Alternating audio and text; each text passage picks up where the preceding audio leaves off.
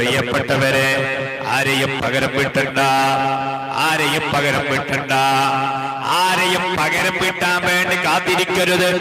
ചവിട്ടിയവന് അവന് ചവിട്ടട്ടെ, നമ്മൾ അവനിക്ക് പൊരുത്തപ്പെട്ട് കൊടുക്കൂ. ചീത്ത വിളിച്ചവന് നമ്മൾ മാപ്പ് കൊടുക്കൂ. നമ്മെ പ്രയാസപ്പെടുത്തിയവനെ കാണുമ്പോഴും നമുക്ക് പുഞ്ചിരിക്കാൻ കഴിയുമോ?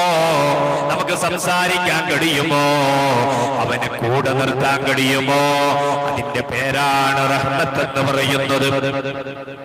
അതിന്റെ പേരാണ് റഹ്മത്ത് എന്ന് പറയുന്നത്.